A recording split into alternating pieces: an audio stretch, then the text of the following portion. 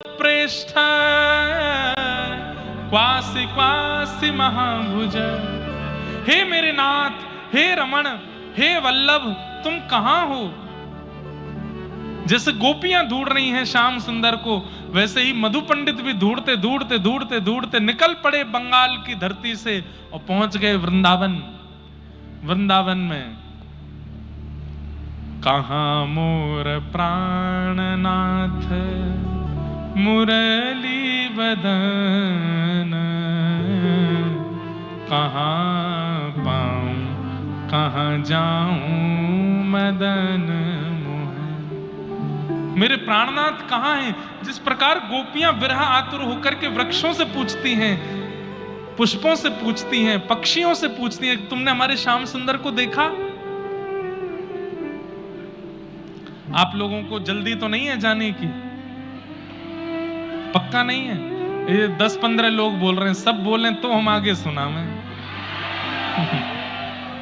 जल्दी तो नहीं है जाने की?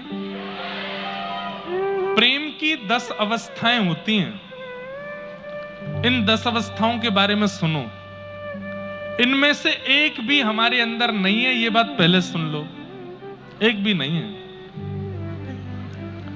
प्रेम की 10 अवस्थाएं कौन कौन सी होती हैं? ध्यान से सुनिएगा। प्रेम की पहली अवस्था होती है कि हमारा प्रेमी अगर प्रतिकूल व्यवहार करे तो भी हमको उसमें दोष नहीं दिखता। यह प्रेम की पहली अवस्था। सब लोग ध्यान से सुनिएगा। हम जिससे प्रेम करते हैं वो प्रतिकूलता प्रकट कर दे तो भी हमको अच्छा ही लगता है, हमको दोष नहीं दिखता उसमें। ये प्रेम की पहली अवस्था। ये कई माताओं में होती है। बालक कितना भी अपराध करे, माताओं को फिर भी अच्छा ही लगता है। प्रतिकूल अवस्था।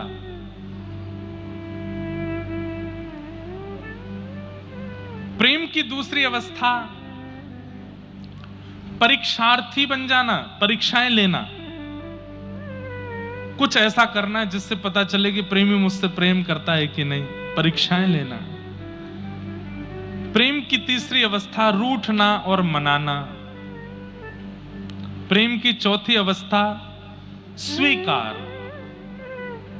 और विश्वास। अब चाहे मेरा प्रेमी छोड़ के भी चला जाए तो भी मुझे वो जीवन भर मेरा ही लगेगा। ये स्वीकार है चित्त से। एक होता है देह से किसी को स्वीकार करना और एक होता है चित्त में किसी को ऐसा बैठा लेना कि वो देह से नहीं है तो भी उसी का स्मरण है। स्वीकार, विश्वास। पांचवा पुष्ट, संयोग और वियोग।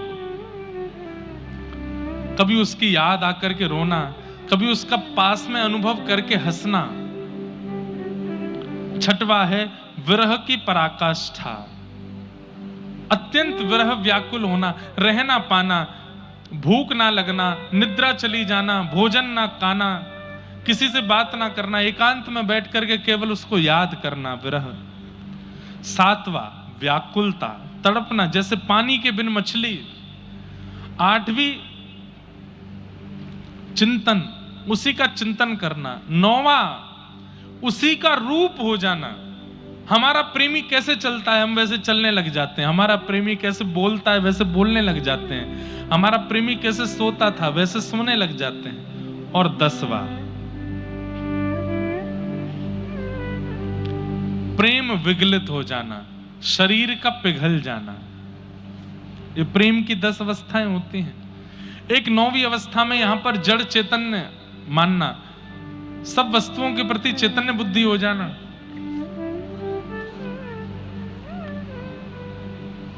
ऐसी अवस्था।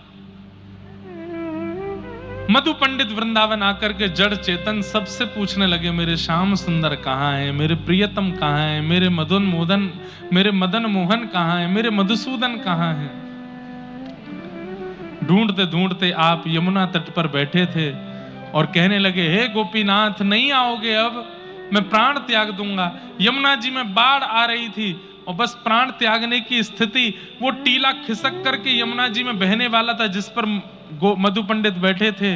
तभी एक मधुर स्वर सुनाई दिया और जंगल के भीतर से, अरे मधु अरे मधु, मैं यहां बैठा हूं, जल्दी आजा। स्वर सुनकर के आप दौड़े और तभी आपने देखा सघन वन में एक वृक्ष के नीचे साक्षात श्री गोपीनाथ प्रभु प्रकट हो गए हैं। मधु पंडित जी ने तुरंत उनको अपने हृदय से लगाया और इस प्रकार मधु पंडित जी को ठाकुर जी की प्राप्ति हुई, ठाकुर जी मिले, ऐसी भावना है। तो ऐसे ठाकुर जी प्रेम के भाव से आदि आदि भावों से मिलते हैं। हम अभी थोड़ा और विस्तार कर देते पर 20-25 लोग बीच में उठ गए जिनको जाना होगा, तो फिर हमने कि अब छोड़ो, अब इतना ही भाव बहुत है। आगे का प्रसंग हम कल सुनाएंगे और कबीरदास जी का भी चरित्र आगे का रह गया है, कुछ और प्रसंग हैं, कल उसको सुनाएंगे। कल एक विशेष जानकारी सुनो, आप लोगों को थोड़ा सा अटैक दे दूं मैं। कल कथा का समय 3 बजे से नहीं है, कल कथा का समय 1 बजे से है। तो आप लोगों को, मुझे तो लगा आप परेशान हो जाओगे, और कल विश्राम दिवस है कथा का, तो 1 बजे से कथा